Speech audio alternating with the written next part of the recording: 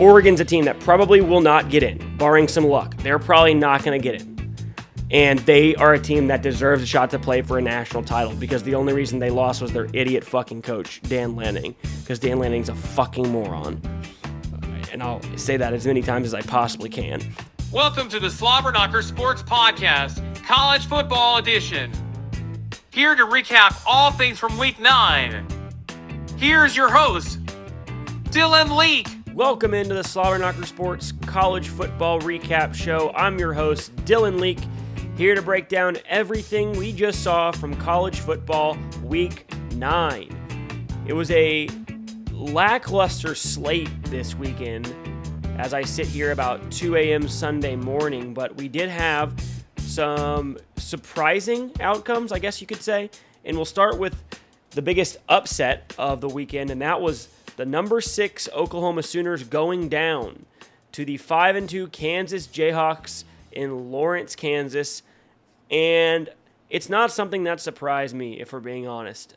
We've talked on the podcast multiple times about how Oklahoma has not looked great the last few weeks. And even though they beat Texas in the Red River rivalry, they still didn't look great defensively. They struggled quite a bit. They've given up close to 30 points every week from the Texas game on. So the defense hasn't looked great. The defense was not good again today, giving up 38 to the Jayhawks with a backup quarterback, albeit Jason Bean has started most of the year for Kansas. But, you look at Oklahoma, and at the beginning of the year, I saw this team as a 9-win football team. I thought they were probably a 9-3 team. They were coming off a 6-6 regular season last year and then a bowl loss. And, the schedule was pretty easy, so I thought the Sooners would drop one to Texas. They'd find a way to lose 2 more throughout the course of the schedule. Maybe they get to a Big 12 title game, maybe not. But clearly they've exceeded expectations so far. But I was waiting for this. I thought it was going to happen maybe next week against Oklahoma State on the road, maybe even at home to West Virginia, and those are still tough spots for Oklahoma, but now they have no margin for error. I really don't think when you look at how they've performed since Texas and how they scheduled their non-conference, they would need some things to fall their way just to make the playoff, even if they won out and won the Big 12 title game now. I mean, this was a bad loss. I think Texas, despite losing the head-to-head matchup, is probably going to be ranked higher than Oklahoma when the first college football playoff rankings come out, which I believe is today. So it'll be interesting to see. But you look at Oklahoma's schedule. I mean, they go at Oklahoma State, who, they looked like a bad football team early in the season, and now all of a sudden they're playing pretty good football. They've won 4 straight. Then they've got West Virginia at home. West Virginia been real inconsistent this year. When they've been good, they've been pretty darn good. When they've been bad, they've been pretty bad. So who knows what happens there. At BYU, they shouldn't have any trouble there. Versus TCU, probably shouldn't have too much trouble those last 2 games. But the next 2 weeks are going to tell us a lot about Oklahoma, whether or not this is a team that it has a real chance to make the playoffs, or if they're just the team that I think they are, which is a 9-win football team. And so far, the last couple games, they've looked like a 9-win football team. And you have to put this on Venables, man. I mean, this guy's a defensive coach, and I'm not expecting him to come in and just turn it around all of a sudden and make it an incredible defense. But, I mean, come on, you're in year 2, and you show improvement at the beginning of the year playing against bad teams. And the second you step up in class and you play some decent offenses, you just get smacked around. It's just, I don't know how you're a defensive guy and you allow that to happen. I mean, you look at the last 3 games, they gave up 527 yards and 30 points to Texas, 400 yards and 29 points to Central Florida, and then today 443 yards and 38 points to Kansas, right? So they're giving up 30-plus points a game the last 3 games, over 430 yards of total offense. The secondary has been horrific.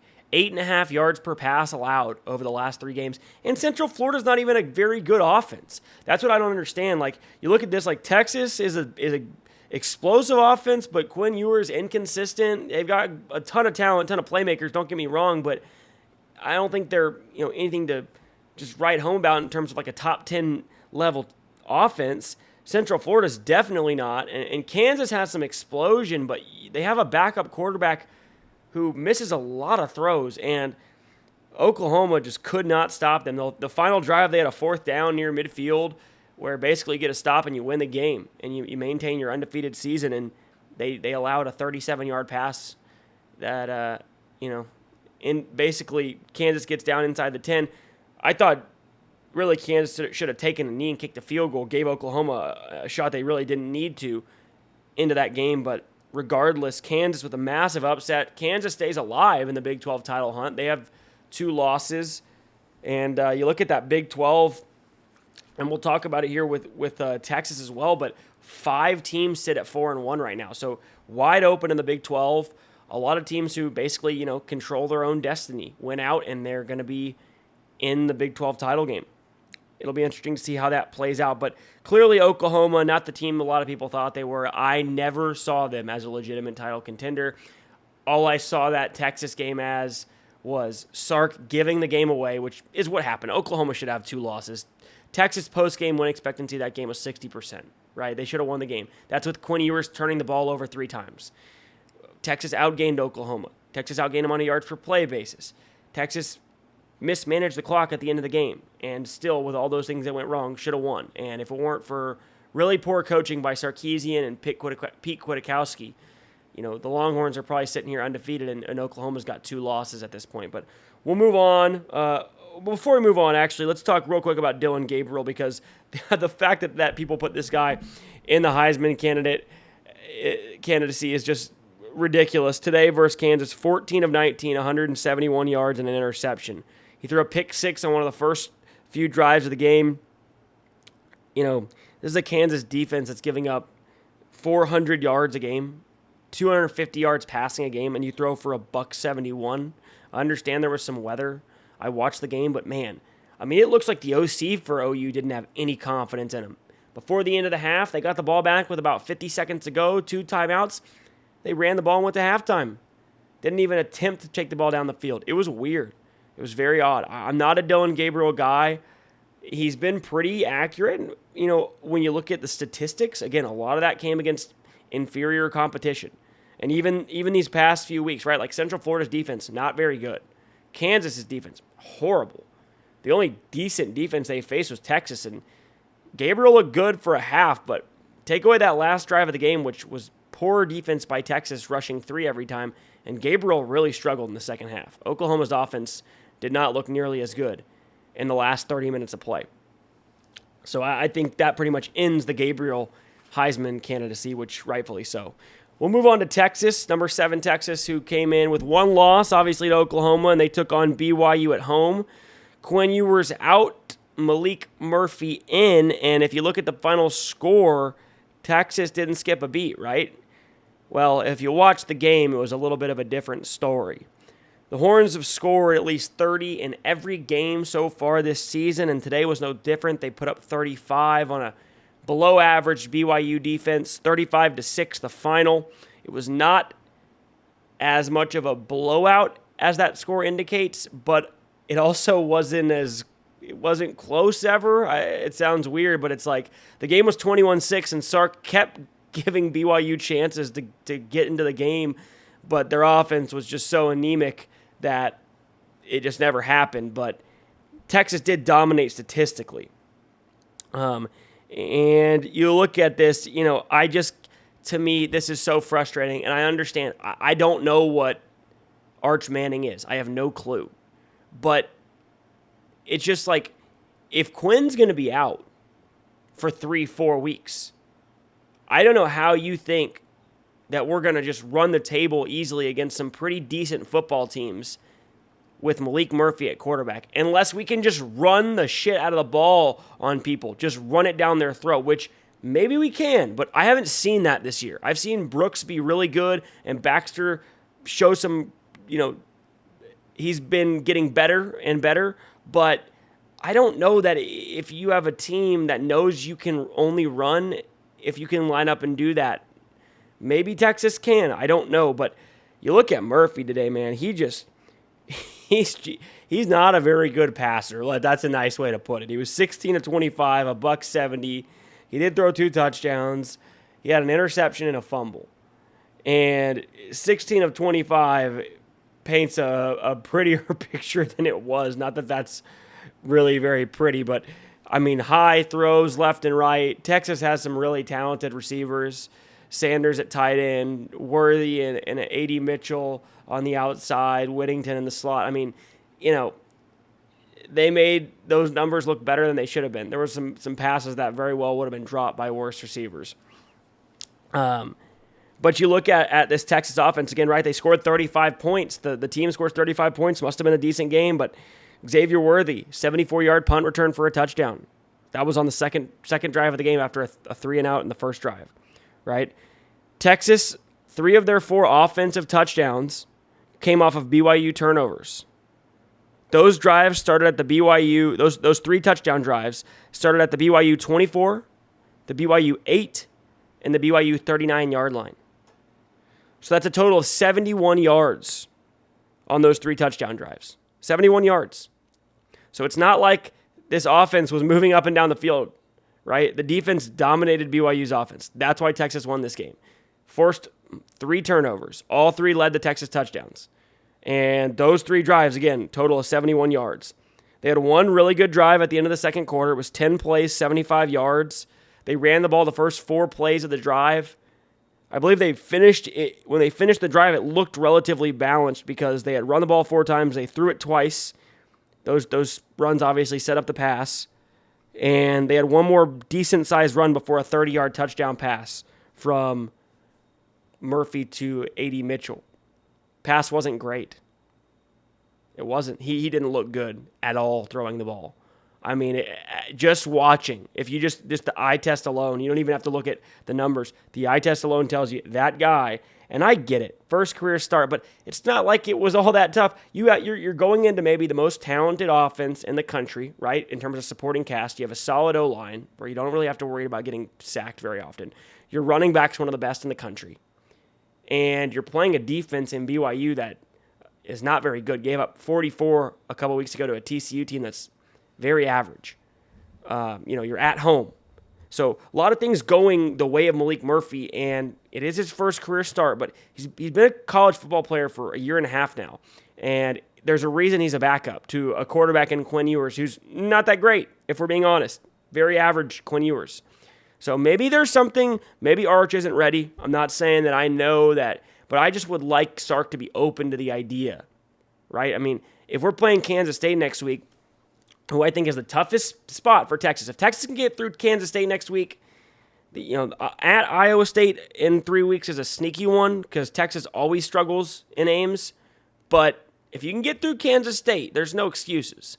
And, hopefully Quinn's back for that Iowa State game, but if we're struggling in Kansas State, you got to be open to the idea of trying something different because the pass game is just not there. And he's turning the ball over too much, right?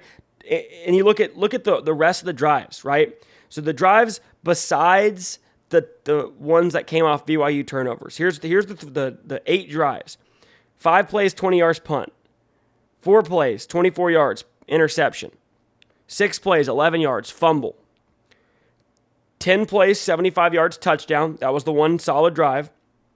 That was capped with a touchdown. 3 plays, 8 yards, punt. 11 plays, 78 yards, turnover on downs. That was a pretty good drive. Couldn't get into the end zone. Typical Sark. 8 plays, 48 yards, turnover on downs. Both of those were inside the 5-yard line that they turned it over on downs. And then 3 plays, negative 3 yards, and a punt. So in that stretch, they averaged just about 5 yards per play, 8 drives, 7 total points, and 260 yards of total offense in those 8 drives. So, Texas is going to be relying on their defense until Quinn comes back. And it's not like Quinn has been some stud or savior. That's the thing. If I'm a Texas fan, if you're a Texas fan and you're looking at this team, it's really sad that we don't have a stud quarterback. If we had a top 10 collegiate quarterback, doesn't have to be a Heisman candidate even. If we have a top 10 collegiate quarterback, this team has a very, very good chance to win a national title. There's no way you're convincing me that Georgia is a better football team than Texas. And Georgia has that type of quarterback, like not a Heisman candidate, not great, but doesn't make the big mistake. Makes some decent throws. Carson Beck. Quinn, I don't see it. So we'll see how that goes. But as of right now, again, Big 12 title race wide open. You got Kansas State 4-1, Texas 4-1, OU 4-1, Iowa State 4-1, and Oklahoma State 4-1. So you've got 5 teams vying for 2 spots. I think Texas and OU are the only ones who are legitimate college football playoff contenders. Everybody else has at least 2 losses. Moving on, we'll look at some other teams in action today. Number 4, Florida State dominated Wake Forest 41-16. It was never close, 34-7 at halftime. Jordan Travis, 22 for 35, 359 yards, 3 touchdowns. He also ran it 7 times for 29 yards and a touchdown. Keon Coleman, the wide receiver for Florida, he's the best wide receiver in college football. It's not even close. I've said it from day one. He had 7 catches for 66 and 2 touchdowns. He's just out there. He's a man amongst boys. I think Marvin Harrison is fantastic as well. Tez Walker from North Carolina is fantastic as well. I don't think there's a better receiver than Keon Coleman. In my opinion, if they wanted to throw it to him every possession or every play, they probably could. And I don't know anyone who could stop it unless you just double cover him every play. The running back for FSU, Trey Benson, had 4 catches for 100 yards and a touchdown. He also ran it for 55 yards on 10 carries and another touchdown. But this FSU team, I picked them to go to the playoffs from the beginning. And a lot of people had them losing that first game to LSU. That was actually one of my bigger wagers of the year. That was my biggest wager of the year, was Florida State in week 1 against LSU. I thought Florida State had a good chance if they got through that game, which I thought they would, to go undefeated.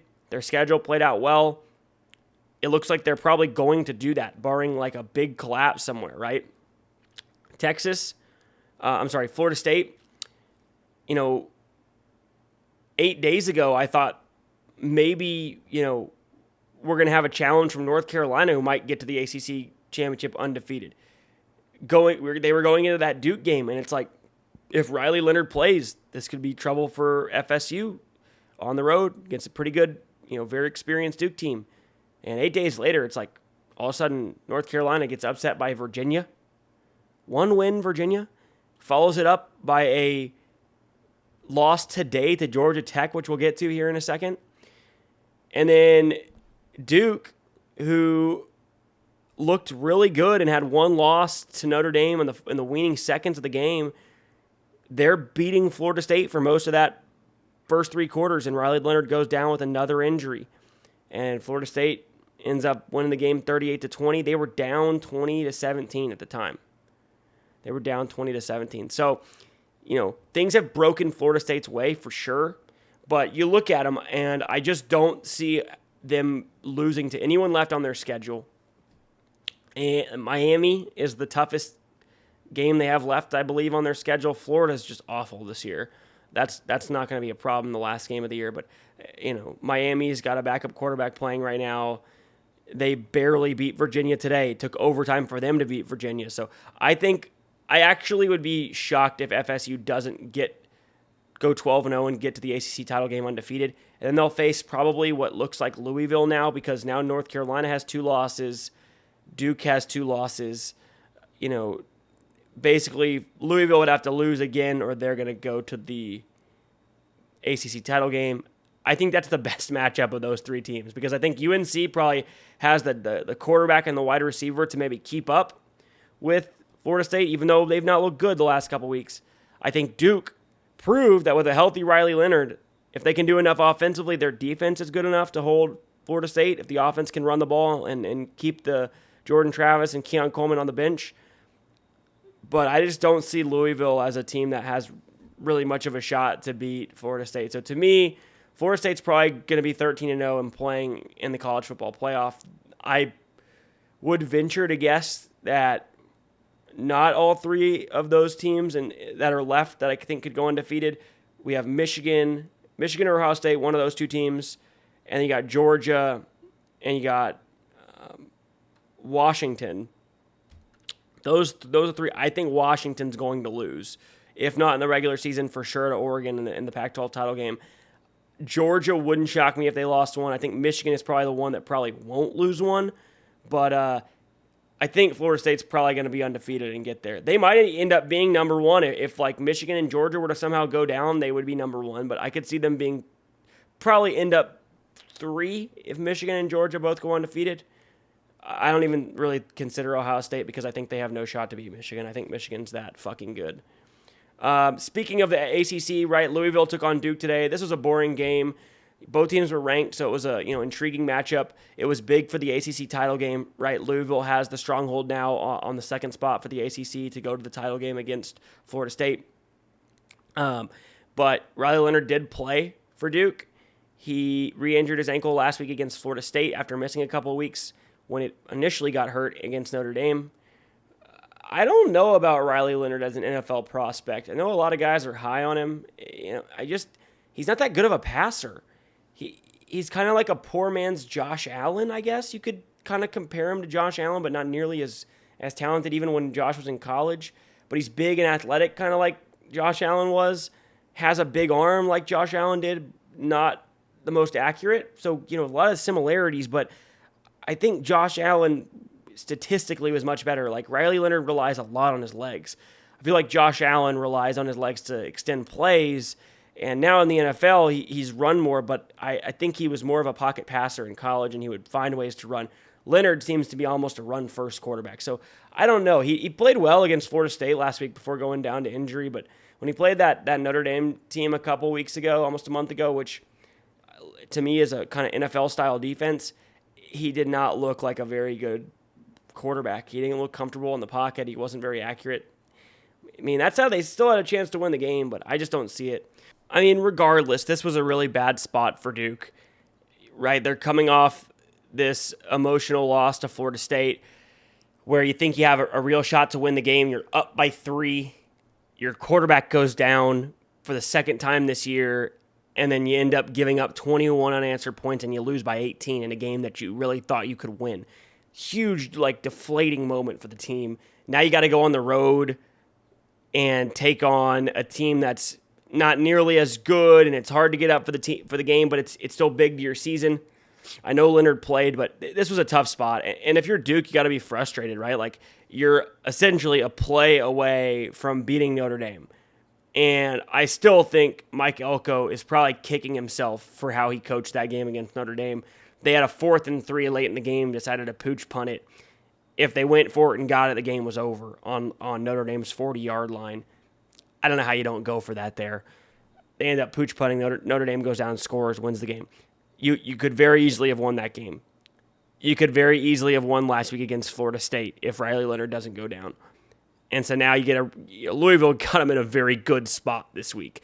Unfortunate for Duke. It sucks because I think Duke's a pretty good football team, and I think they're not out of the ACC championship hunt, but 2 losses is tough. The Notre Dame loss obviously doesn't count towards the conference because Notre Dame's an independent, but, we'll see. Louisville, on the other hand, not very impressed, right? Like, they struggled with Georgia Tech in week 1. Probably should have lost that game. They struggled with Indiana early in the season. Up 21-0, blew the lead.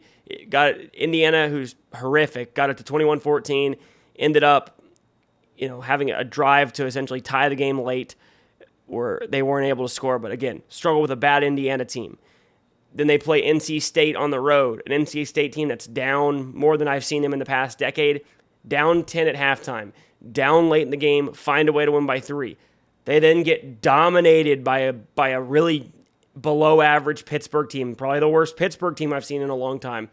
And then they just get a really good, they've gotten 2 really good spots. They got Notre Dame sandwiched in between back-to-back brutal games where they suffered horrific injuries, lost to Ohio State in heartbreaking fashion, beat Duke in this big physical game on the road, and then they get Notre Dame right after those 2 games, and Notre Dame had USC on deck. So horrific, maybe the worst spot in college football this year for Notre Dame. Louisville wins that game, beneficiary of a very favorable spot. Same thing like I just said with Duke. So they have 2 good wins against teams in just bad spots for those teams. Very fortunate for Louisville.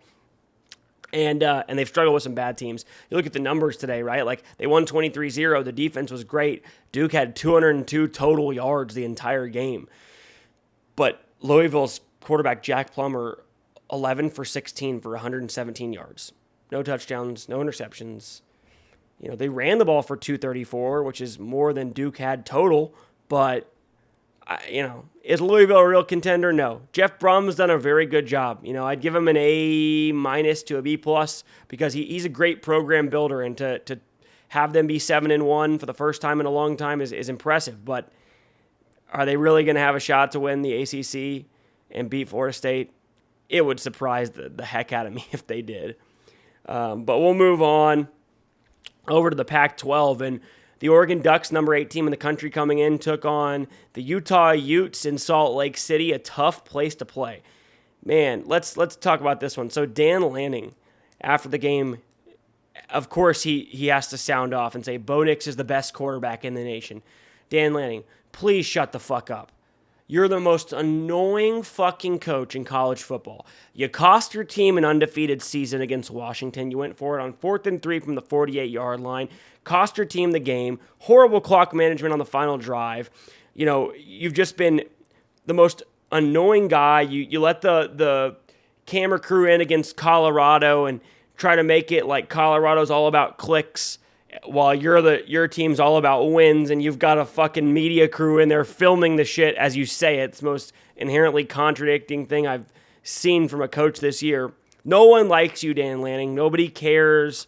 If it weren't for you, this team is probably going to the college football playoffs. So just shut the fuck up already, all right?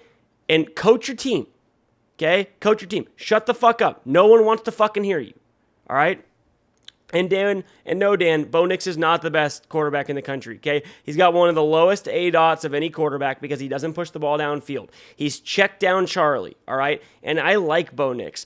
I used to think Bo Nix stunk, but Bo Nix from Auburn as a freshman to now, 1,000% better. One of the most improved players. The only player who I think is more improved as a quarterback over the course of his career is Jordan Travis. But Bo Nix has improved tenfold. He's one of the better quarterbacks in the country, but Dan Lanning just needs to shut the fuck up. And he fucking pisses me off. Oregon is for real. They're a playoff team. They should have beat Washington. Like I said, the only reason they didn't was Dan fucking Lanning. If it weren't for Dan fucking Lanning, Oregon's in the playoff hunt right now, like with a legitimate shot. And the problem is, if they're going to need some things to break their way, right? Like probably Michigan or Ohio State, even if they both got one loss and whoever wins the Big Ten, they probably get in over Oregon, right? A one-loss Texas team gets in over Oregon almost certainly with that win against Alabama on the road, and the only loss being to Oklahoma. Florida State, even if they were to lose one, probably gets in over Oregon. Maybe you could make the case that if Florida State lost, and then Michigan or Ohio State, Georgia or Alabama one loss, they're going to get in. So it's like, it's shitty because I think the only way that they get in is if Texas loses in the Big 12 title game to Oklahoma. Because I think the only team Oregon would get in of the other Power 5 conferences with one loss, the only team Oregon would get in over is Oklahoma. Because Oklahoma's non-conference schedule is horrific. Their only good win would be Texas twice. And by beating them the second time, I think that win would look less impressive, especially if Quinn Ewers doesn't play. So to me, it's shitty for Oregon because I think they're really fucking good. And I think they're going to win out, and I think they're going to beat Washington. And, to go into Utah and beat them 35-6 in Salt Lake City. I mean, teams don't beat Utah like that in Salt Lake City. So that's impressive for the Ducks. Now, I will say, terrible spot for Utah, right? They still have a backup quarterback in Bryson Barnes, right? They're coming off a massive win for the program, emotional win at USC, big upset, last-second game-winning field goal. So, tough spot for the Utes now to come back and get up for Oregon, especially because USC has been kind of a rival for them. But still, I don't see teams get beat like that in Salt Lake City regardless. Like 35-6 is a fucking beatdown. So to me, very, very impressive win for the Ducks today. And they're a legit college football contender. This is why it's so fucking stupid that we don't have the 12-team playoff this year. I mean, there's so many teams that are really good in a year that's pretty fucking wide open that everybody would love to see. There is no reason we couldn't have done it this year. It's stupid. You know, I'm sure it had to do with bowl deals and things like that, but it's like Oregon's a team that probably will not get in, barring some luck. They're probably not going to get in. And they are a team that deserves a shot to play for a national title because the only reason they lost was their idiot fucking coach, Dan Lanning, because Dan Lanning's a fucking moron. And I'll say that as many times as I possibly can. You look at a team like Notre Dame, huge, really difficult schedule, brutal schedule. Ohio State at home, at Duke, at Louisville, home to USC, 4 straight weeks. That's coming off the first 8 weeks of the season, playing every single week, no bye until after week 8. The week 1 or week 0, they played against Navy in Ireland. And so it's just like, what a brutal schedule the AD put together for them. They've got 2 losses. Like, they're number 14. They win out the rest of the way, they would probably be in a 12-team playoff or at least be competing for it. Instead, we have to watch poor, Sam Hartman, who transferred in his final year of eligibility to Notre Dame to try to compete and play for a national title. And he will never play another meaningful football game in college football other than whatever bowl game Notre Dame goes to, which he'll play because he's a baller, but it's not going to really matter. It's fucking stupid. Notre Dame would be a great storyline to see Sam Hartman going. Oregon would be a great fucking storyline to see if Bo Nix, after transferring from Auburn and all this improvement, probably won't see that shit, right? Washington, even though I don't think Washington's very good, I'll get to them in a second. I think they're going to lose, and they won't get in. Great story. Haven't been relevant in forever, right? And then you get like some of the group of 5 teams that are really good. Like Tulane is really good this year.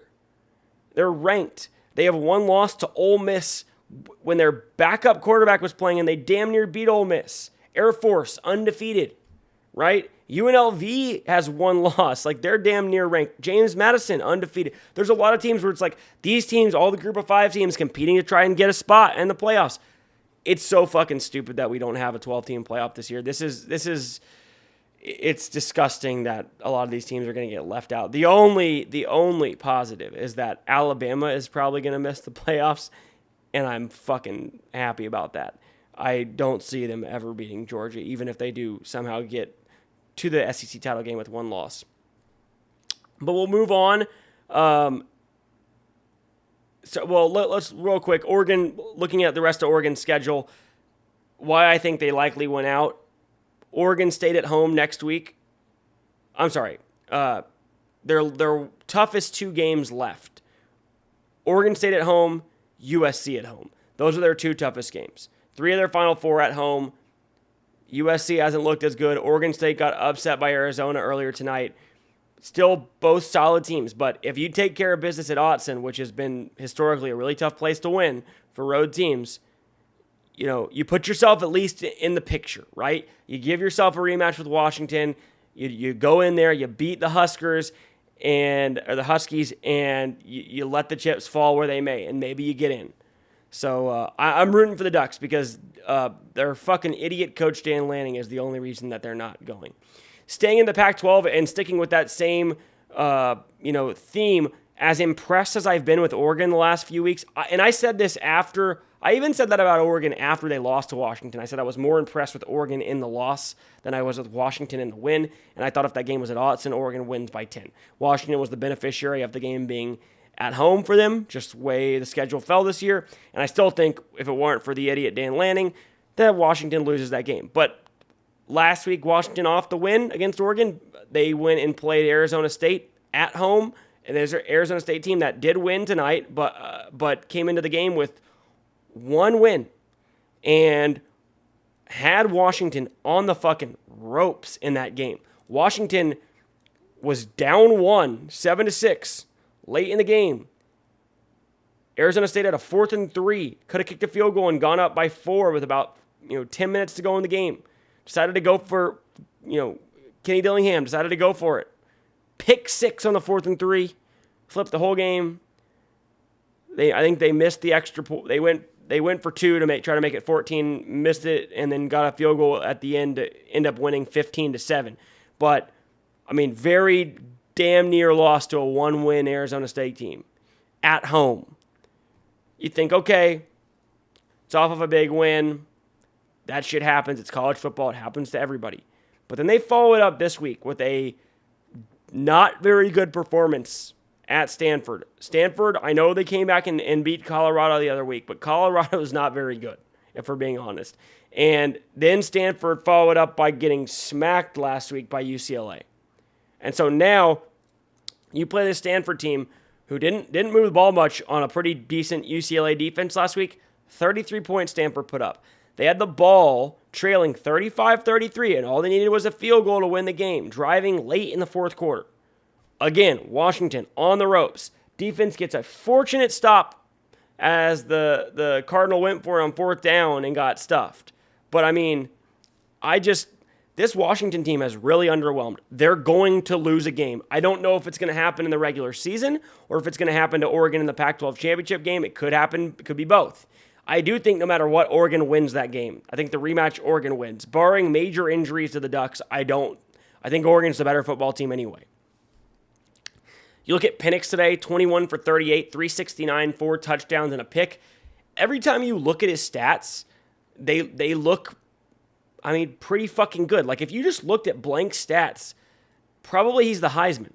But the eye test tells me differently. He's inaccurate. That does show somewhat in the stats, right? 21 for 38 isn't a great completion percentage for a quarterback. But his completions are so deep that, 21 completions for 369 yards, the yards per completion is fucking massive, right? He does throw interceptions. He threw a bad one tonight. They were going in to score. Washington was up late, 35-33. They're going in to score. They got a field goal in the bag. They're running the ball well. The one thing they couldn't do was turn it over. Penix throws a pick. Doesn't show up in the box score. All it shows is one interception, but the crucial time in which it came happened in Oregon too. The interception he threw was in a crucial time against Oregon. Late in the 3rd quarter. Oregon wasn't able to capitalize. Stanford wasn't able to capitalize. He's been very fortunate. And I've been disappointed watching him. And I don't think he's bad. I think he's a good college quarterback. But he's not very accurate. And for the hype I've heard around him, I just don't see it. I just don't really see it. I think he's a pretty good quarterback, not great. And I think Washington, you look at the weapons around him, they have 2 NFL caliber wide receivers, right? They've got Kalen DeBoer, who's an absolute stud of a coach. I'm incredibly impressed with him. I've been high on him for a couple years. I think he's great. So, you got all the talent in the world around you. You got a great coach putting you in positions to succeed. Your stats look pretty good. But just the eye test tells me that even if Washington were to prove me wrong and to somehow win out and win in the Pac-12 title game, which I don't see happening, I still don't think they can beat anybody in the playoffs because I just don't think – I think 2 reasons. Number 1, I don't think Penix is good enough. I think he's due – he'll probably make a crucial mistake. Against Oregon's defense in the second half, he really was shut down. They scored on the first drive of the game, and if Oregon didn't give them the ball back at the very end, they don't even score again. They were shut out pretty much the rest of the way. Scored on the last drive after Oregon turned it over on downs. Oregon gets the first down late in the game on the 4th and 3 from their own 48. Penix doesn't touch the ball again. So I don't see that. Number 2, their defense is not good enough. Not even close to good enough. Oregon's defense way better than Washington's. But could Washington win out? Yeah, I don't see it. We'll move on to the number 1 team in the land, the Georgia Bulldogs. Not going to spend too much time on this one. They destroyed Florida 43-20 today at home. Florida, not a very good team. There's just Georgia plays an easy schedule. I still think the loss of Brock Bowers hurts, but their schedule is just such a joke. It's dumb how everybody says how the SEC is the best conference in the country. This year, it is not. It's not even close. I think the Pac-12 is better. I think the Big 12 is better. Shit, I think the ACC, you could even make an argument from top to bottom, might be better. I mean, who is good in the SEC besides Georgia? And Alabama's okay. I mean, Alabama lost at home to Texas. Georgia's the only team who's undefeated, and they have not impressed me whatsoever and against a subpar competition, right? Like, good for you. You beat Florida. You beat Graham Mertz. Fuck. I could fucking probably beat Graham Mertz. The rest of their schedule, they got 3 straight ranked teams, which is, this is their toughest stretch. And of course, they get 2 of them at home. Missouri and Ole Miss the next 2 weeks, they get at home. They have to go to Tennessee. That's their 3 toughest games. Last game of the year against Georgia Tech. Even though Georgia Tech is kind of sneaky decent with Haynes King at quarterback. The A&M transfer from Texas. But Missouri's defense I don't think is good enough, but Missouri does tend to give Georgia some trouble. They damn near beat them last year. It was an upset. It would have been a big upset, but it was in Missouri. This one's in Athens. But Ole Miss is the only one. And Lane never plays Bama or Georgia well. They always get smacked by better teams. But maybe Lane's due for one. Maybe I'm just hoping, but Georgia, doesn't look like themselves. They look like the team, in my opinion, who they're going to probably go undefeated. They're going to probably beat Alabama in the SEC title game. They're going to probably win and be the number 1 overall seed. And then they're going to get beat by the 4 seed who's hot coming in, which would be Texas or, maybe Oregon, somebody like that. I think that's what's going to happen. I think now if Brock Bowers comes back for the playoffs, maybe. But with no Brock Bowers, I don't think they can win. I think he's that important. I don't think they can win a national title without him. But we'll find out a little more about Georgia the next 2 weeks. I still think if they were to go in and smack Missouri, smack Ole Miss, smack Tennessee, I don't respect any of those teams enough to be thoroughly impressed with Georgia by that. I will be a little bit more high on Georgia if they do it, just because without Brock Bowers beating some decent teams, but the fact that they're playing at home just saves them once again. It's time for betting trends with Dylan. All right. We'll move on though, and I'm going to give all my betting guys and wagering experts out there and guys who like to bet, give you a little nugget of information I noticed the last couple weeks. I noticed it going into today, so I wanted to monitor it. So when you have 2 teams facing off, both teams are ranked, both teams are undefeated, and they're both from Power 5 conferences, right? It's a conference matchup. Regardless of the outcome of the game, I think more than likely if it's a close physical game, it's probably more likely this to be true, but it didn't matter this year. The following week, if you fade those teams who played in the undefeated matchup, win or lose, you would be 6-0. Start off with Texas and Oklahoma, right? So 3 weeks ago, Texas and OU play. Texas loses to Oklahoma. Both teams undefeated going in. Huge game for both teams, right? Going to have to get up for this game. Big rivalry, right? Obviously, OU wins. Following week, what happens? Texas, doesn't have to be the following week, just the next time the teams play. Next game, Texas plays at Houston. They go up 21-0, blow the lead as 17-point favorites, almost lose the game outright to the Cougars. Texas does not cover. So that's 1-0 if you faded Texas. Other side, Oklahoma plays Central Florida. Big favorite, 20-point favorite against Central Florida at home. What happens? Central Florida hangs in the game, actually has a chance to tie the game with a 2-point conversion late, ends up losing by 2, easy cover. 2-0. So you faded Texas and Oklahoma after their big matchup, you're 2-0. The next week, what was the undefeated matchup, ranked on ranked? You had Oregon and Washington, right? Oregon and Washington face off. Close game, right? Physical game, comes down to the wire. Tough loss for Oregon, emotional win for Washington. What happens the following week? Washington takes Arizona State. takes on Arizona State at home. If you fade Washington, you take Arizona State plus 28 points. What happens? Arizona State has the ball with a chance to basically win the game late. They end up losing the game by 8, but easy cover, right? Plus 28 points, lose by 8, 3-0. Oregon, on the other hand, that was the only one that was close that I've seen. That was really ever in doubt, right? Washington State, they took them on as 20.5-point favorites. Washington State was able to stay within the number on a backdoor cover, but again, 4-0. Well, what was it last week? Penn State and Ohio State, right? Penn State and Ohio State face off, both undefeated, both playing for their undefeated seasons and a chance to control their own destiny in the Big Ten. Ohio State wins 20-12, physical matchup. Next week, what happens? If you fade Penn State, they were 31-point favorites today at home against Indiana. Indiana had a chance to win the game late. Never was even in doubt. You were never even close to losing that bet. 5-0, you fade Ohio State as 14.5-point favorites against Wisconsin. Wisconsin was in the game most of the way. They ended up covering by half a point, but it was a relatively, easy win, right? Like, it wasn't like Ohio State was driving late to score or anything. They scored late to go up 14, and you won the bet by half a point. So if you fade teams that are undefeated and play each other the following week this year, and I didn't go back to early, but 6-0 in the past 4 weeks. 6-0.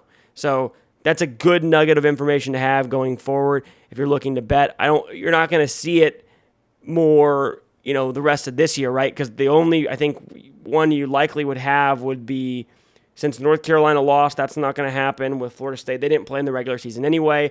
Michigan and Ohio State could, but that would be the last game of the season, and I wouldn't play it in a conference off of a conference title. And every other conference, there's not many undefeateds left. So that's it for this season. But next year, really good spots to look at those. Fade teams off an undefeated versus undefeated matchup in conference play the following week. Moving on. In that game, Penn State, right? 31-point favorite. Well, what's the problem with Penn State? It's the same problem they've always had. Average coach, average quarterback. If you want a guy to keep you relevant, win 9 to 10 games, get to a Rose Bowl, right? Get your hopes up the first 6 games because you're 6-0, but then shit yourself and lose to Ohio State, or get to 8-0 and shit yourself and lose to Michigan, but never actually sniff a playoff berth, never actually sniff a Big Ten title. If that's what you're looking for, James Franklin is your fucking guy. And I would keep him forever if that's what you wanted. If you actually want to win, make a run to the playoffs, don't fucking go anywhere near James Franklin. Okay? But if you like Rose Bowls and 9-win seasons, he's your fucking guy. All right? Drew Allar, just as average. What was he today? 20 for 31, 210 yards, 3 touchdowns, and a pick. He threw the ball 31 times for 210 yards. The guy is an average quarterback. That was a good game for him, right? Like, completing 65% of his passes, right, for just over 200 yards, that's a fantastic game for him. He is the definition of average. Penn State, it's unfortunate. I always want them to be good, and they just never are. They're going to get rolled by Michigan in a couple weeks. Notre Dame, we talked about a little bit, right? They just smacked the shit out of Pittsburgh, 58-7. Super sad that and I hate that I don't get to see Sam Hartman play another meaningful college football game. The guy's a stud.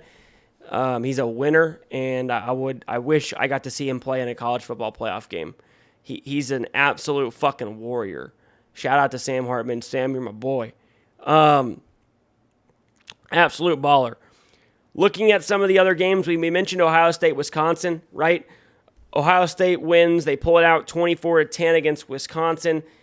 I'm just not sold on Ohio State. And I said the same thing about Oklahoma, and maybe it sounded kind of absurd when I was saying it week and week again after Oklahoma continued to win. But I feel the same way about Ohio State. I think Ohio State's much better than Oklahoma as a team, but I think they're in the same realm, right? They've been very fortunate. Oklahoma very well should have lost to Texas. Ohio State 100% should have lost to Notre Dame. 4% post-game win expectancy. They had a 4% chance to win that game based on what transpired. The numbers, the situations. Should have lost the game. even against Penn State, who's not very good, it wasn't like they just dominated. They were very fortunate early in that game.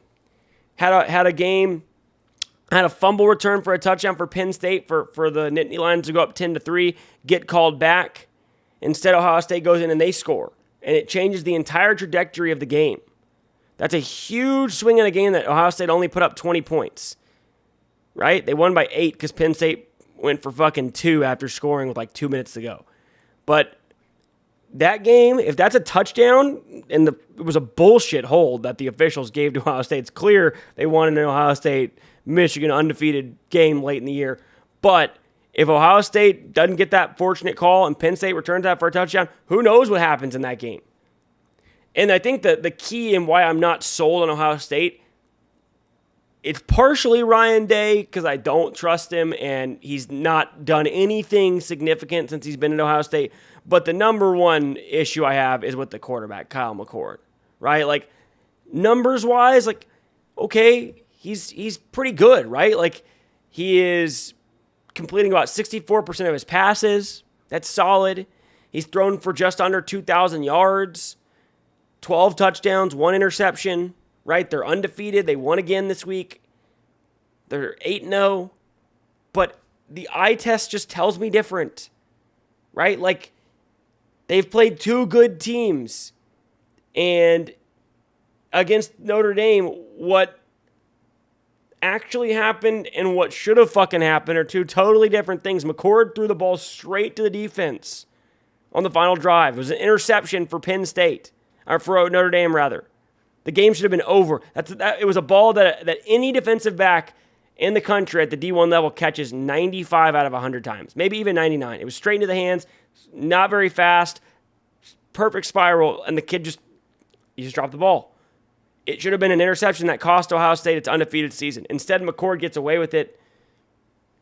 Idiotic calls by Marcus Freeman down the stretch for Notre Dame allow him to win the game, and all of a sudden he looks pretty good. But if you're an Ohio State fan, you got to be real with yourself. You can't honestly believe this guy is going to win you a national title. Could you somehow get fortunate and beat Michigan the last game of the season and maybe get there? I guess. I don't see it. I think Michigan is by far and away the best team in the country. If I was doing my college football playoff rankings, I'd have Michigan 1. And I don't even think it's close. They'd have, they should be unanimously number 1. They've been the most impressive team by far. I don't think that, I would be surprised that the line will probably be 4. It should be 8 when they play Ohio State. That's how much better Michigan is. If you take Marvin Harrison Jr. off this team, Ohio State's offense is putrid. I mean, that's all McCord does is throw to him. So they get the win against Wisconsin. The game was closer than the final score indicated, right? Like 24 points against a Wisconsin defense that has not been great for most of the year. Been like one of the more poor Wisconsin defenses that I've seen since watching college football in my 30 years of watching. So, we'll see. Ohio State, the rest of their schedule is a joke except for the last game at Michigan. So we're going to hear more of the hype train about Ohio State, and they're going to beat Rutgers next week at home handedly as whatever, probably 17-point favorites. They're going to beat the living shit out of Michigan State at home. They're going to beat the shit out of Minnesota at home, and then they're going to play at Michigan on the 25th of November to basically go to the college football playoff, and they're probably going to get smacked by Michigan. 24-10 was the final. Looking at a couple other things, James Madison wins a very tight game against Old Dominion. I saw that line and thought that was fucking wild that they were I think it was a 17-point favorite against Old Dominion. When you're playing a team like Old Dominion, who's pretty good and plays close games, and all of a sudden you're ranked for like the first time in your school history in the FBS. There is no way you're going to come out and just like cover a number like that. It just doesn't happen. You're not used to being in that spot, and you're gonna get ODU's best shot, and they did, and they damn near lost the game outright.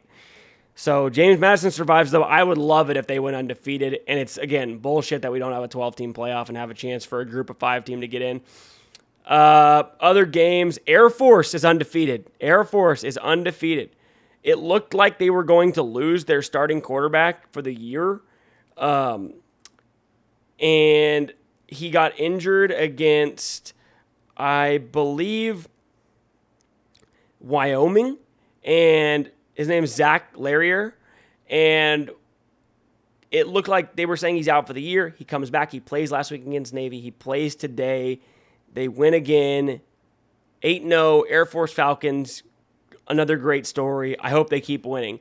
If James Madison and Air Force both go undefeated, that would be fucking amazing. I would love that. I don't think it's going to happen, but, Tulane, one loss, as I mentioned earlier. They played Rice today.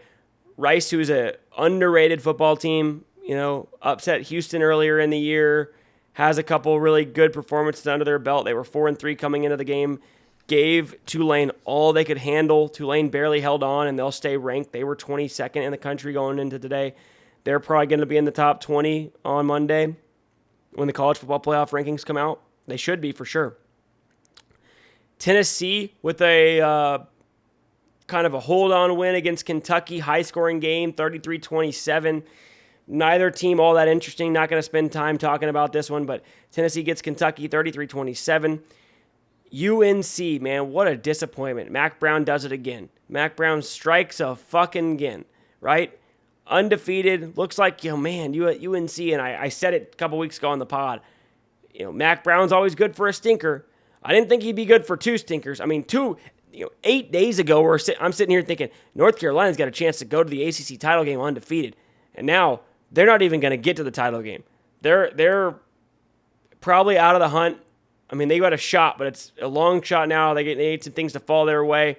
Mac Brown, great job turning the program around, but he just can't figure out how to do it for the full season, with the exception of the 1 year at Texas when they won the national title. It's just always something. They did go undefeated one other year with Colt McCoy, but then Colt went down the national championship game. Regardless, that aside, Mac Brown, love you, man. Great dude, amazing recruiter, can't develop talent for shit, and needs to figure out, I understand North Carolina's not the easiest place in the world to win, but when you got a quarterback like Drake May, you got a Tez Walker, come on, man. You can't be losing to Virginia at home, and you can't be dropping it, especially Georgia Tech this year. It's like you're coming off of a game where you lose to Virginia, and you think like, okay, our season's not over. Everything we have, do you really think you're going to a national title if you're UNC? Probably not. So you got the ACC title game still out in front of you. If you win out, you go. And you go play a Georgia Tech team who you should never be underestimating, as they beat you last year, and they're much improved this year. And you just lay a fucking egg again. Not only that, you led by 10 in the fourth quarter, and Georgia Tech ran for 250 fucking yards in the fourth quarter.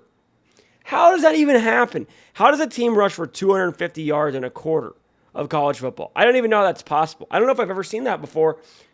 Ever. 250 yards in a quarter. It's crazy. But nonetheless, terrible loss. USC survives again. Lincoln Riley avoids his third straight loss for the first time in his career. Can't believe Cal choked that one away. They were up by 14 in the fourth. They were getting the ball back on a punt return, up 7 with about 7 minutes to go. Kid tries to do too much, fumbles the ball. The game was on Pac-12 Network, so a lot of people didn't see it. USC ends up getting the ball back, scoring. Cal can't go down to win the game. USC goes down, scores again, takes the lead. Cal goes right back down the field. There was there was 99 points scored in the game. It was fucking nuts. And USC scores, goes up 50-43. Cal comes back, scores 50-49. 50 seconds to go. What do you got to lose if you're Cal? You're playing USC, got a chance to beat them. You never thought you would have a chance to beat them. You go for 2. Not a good play call.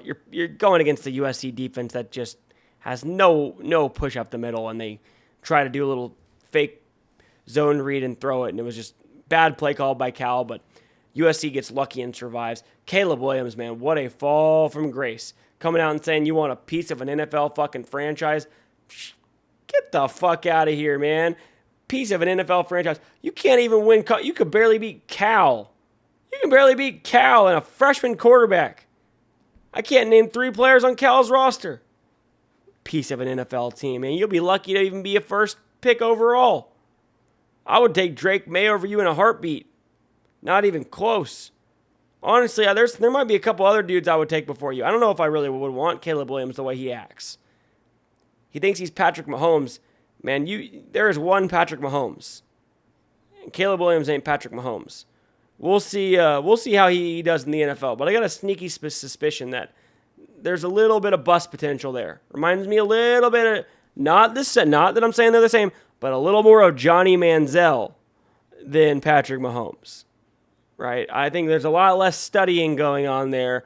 A lot more LA big-time lifestyle going on there. Last one, Colorado. Smacked by UCLA tonight. And you look at it, man, Colorado. What a swing of a season. And I said it, everybody needs to chill out on Colorado because when you got no ability to win in the trenches, it's really fucking hard. It's really fucking hard. And they got no ability to win in the trenches. And that's shown up the past 4 weeks. The loss to Stanford, though, the 29-point blown lead last week to Stanford, that was the biggest loss for Colorado this season because by losing that game, that was one that they just had to have for bowl eligibility purposes, right? So they've got 4 wins that would have put them at 5, and they would have only needed 1 in their final 5 games. Instead, they lose the game, and now they need 2. They had to go to UCLA. They got beat 28-16. It wasn't even that close. It was a 3-score game. It was 28-9 late in the game, and they scored late to make it look a little more respectable. But, I mean, you look at the rest of their schedule. They play Oregon State at home. Oregon State's now off a loss. Really solid football team. And they go play Arizona, and watch out for Arizona, man. Arizona's playing some good fucking football. Upset Oregon State tonight. They had USC on the ropes. They had Washington on the ropes earlier in the year. Arizona's a good football team. Watch out for Arizona next year. That's a team that could be a good football team if they can return some of those dudes. At Washington State, as bad as Washington State's looked the last 4 weeks, still a tough place to play. It's a night game. We already know that one's going to be a 9:30 p.m. kick. Tough spot to play on the road against Washington State. And then you finish at Utah. And, let's say you win one of those games, right? You find a way to win one of those games, and then you got to play at Utah the last game of the season to be bowl eligible against, in Salt Lake City in what's probably going to be a night game. And Utah could possibly still be in the Pac-12 race at that point. It's going to be a tough one. I think everybody overshot the gun on this team. Even their last, they've lost 4 of 5, and even their last 2 wins, right? So they beat a TCU team who was ranked earlier in the season, but has been a major disappointment. They beat a Nebraska team who's playing much better football as of now, but new quarterback, completely different style offense. When they played Nebraska, they got them at home in a good spot, and Nebraska was a different team, not good.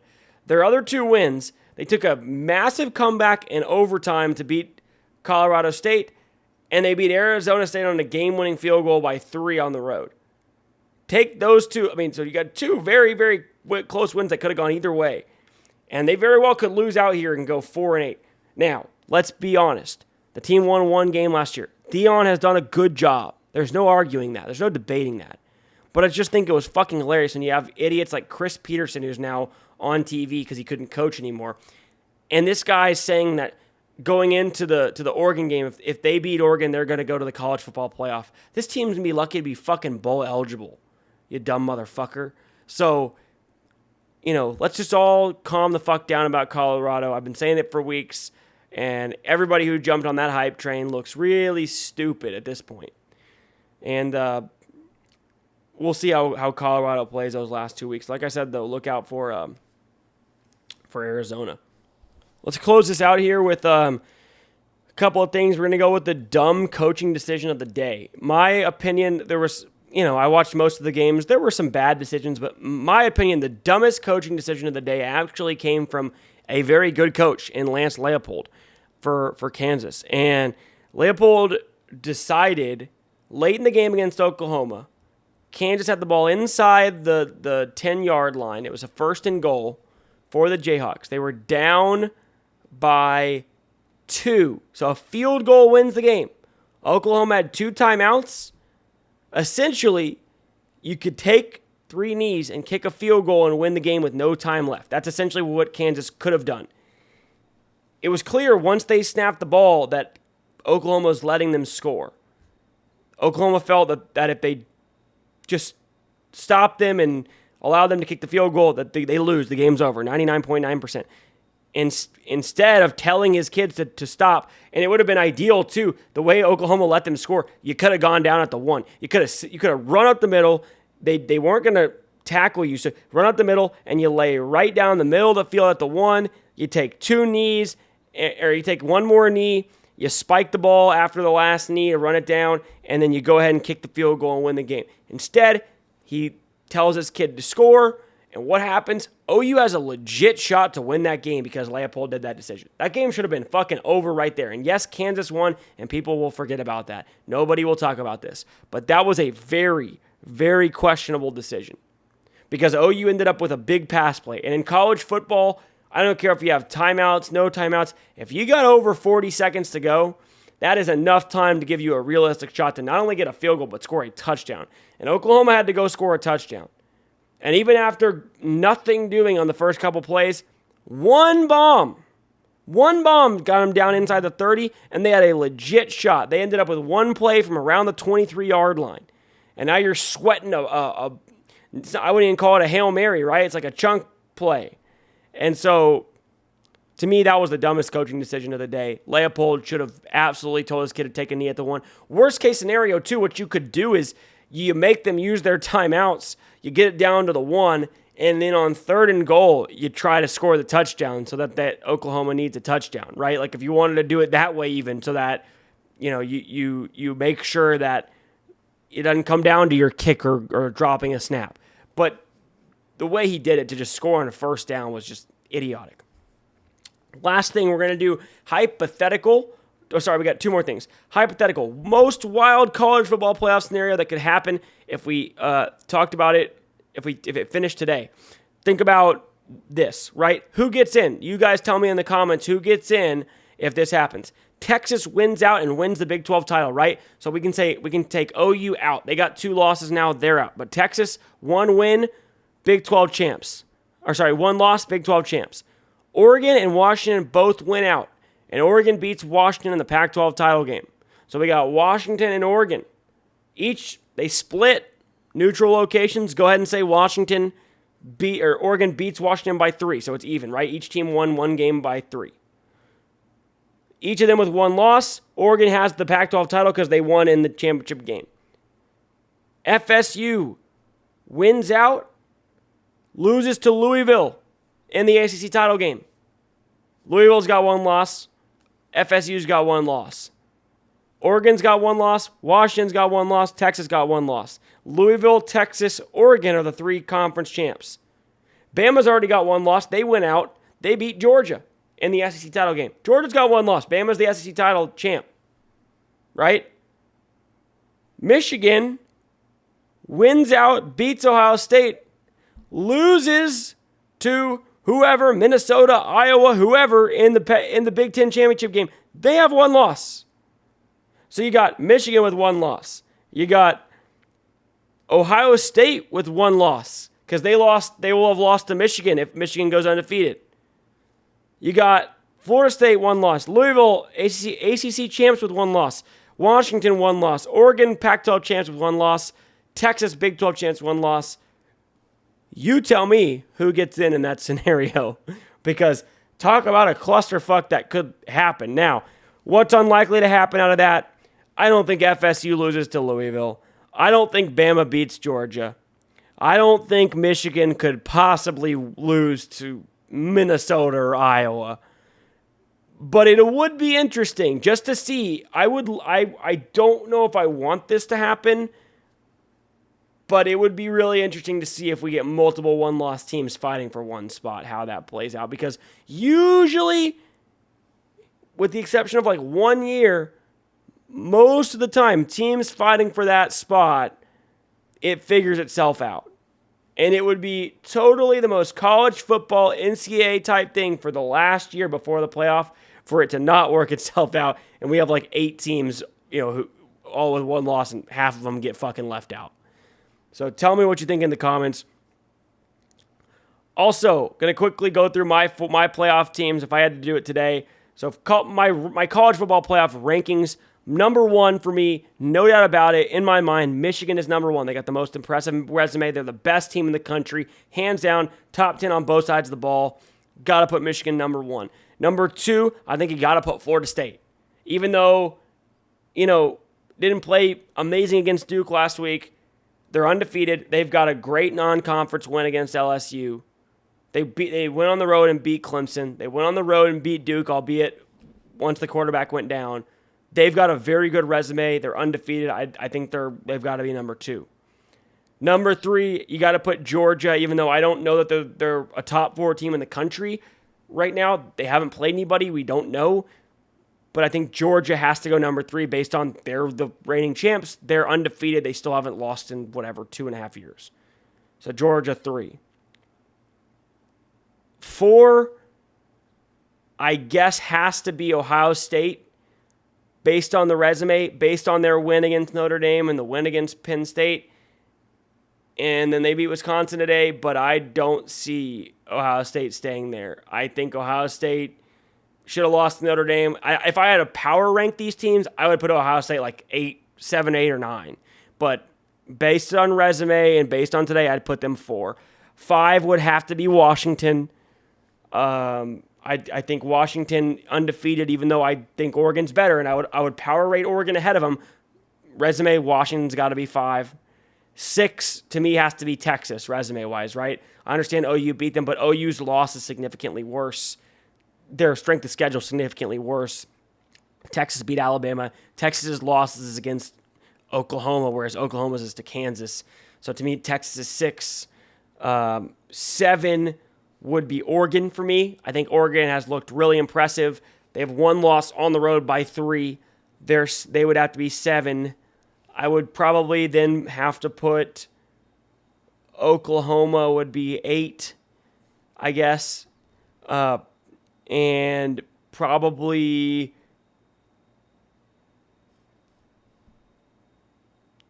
Penn State 9. I think Penn State 9. And so that's kind of where I would have my college football playoff. I'm getting too deep into where I'm losing track of who I put in and who I didn't. But, yeah, that's my college football top 9, I guess, for the initial rankings that are coming out here. So let me know what your college football playoffs are. Who would you have in the top 4? Who would be your first 2 out right now at 5 and 6? Who's your top 10? Also, don't forget, we're going to have a big show for you coming up. It should be out. We're going to film it on Monday during the day, so it should hopefully be edited and out by Monday night or Tuesday morning. It'll recap the NFL. We'll go over some big key points in the NBA. We'll talk some Spurs and some Wemby. Got a lot of great content coming up for you guys soon. Really working on getting our new set that we're going to have coming up soon. Putting a lot of energy and time into this would really mean a lot for anybody who watches this to subscribe. Thank you guys for tuning in. I really appreciate it. Give us a follow on Instagram and Twitter. I'm going to try and be more active on there. TikTok, I'm going to start a TikTok today. It'll be at SlobPod as well, at SLOBPOD. Same with Facebook. Check out all of our social media and follow us. We're also going to do a giveaway coming up this week or next week. I'm going to give away some gift cards and for some local San Antonio people. We'll give away some national stuff as well. Going to have some merch, pod, hats. Going to have to subscribe to us on social media, comment, like on our posts. We'll give you more information on that. We'll have anybody who does that and gives us a good review, we'll put you in a drawing for some of that merch and some of those prizes. So thanks again for tuning in. I'm Dylan Leak. You're here for your information in all things college football. I'm here to help you guys be more educated in college football, and hopefully you enjoy the information here and me discussing it with you guys. Anything you'd like to see or anything you like or dislike about the show, please feel free to comment below. Helps us with the algorithm, helps us get more content out, and it's all for the viewer. So whatever you guys like to see, we're going to bring you. Have a great weekend. Enjoy your NFL Sunday. This will probably come out on Sunday as you're watching, but enjoy the games, and good luck with any wagers or fantasy football or DFS, any of that. Have a great day, and good luck with everything.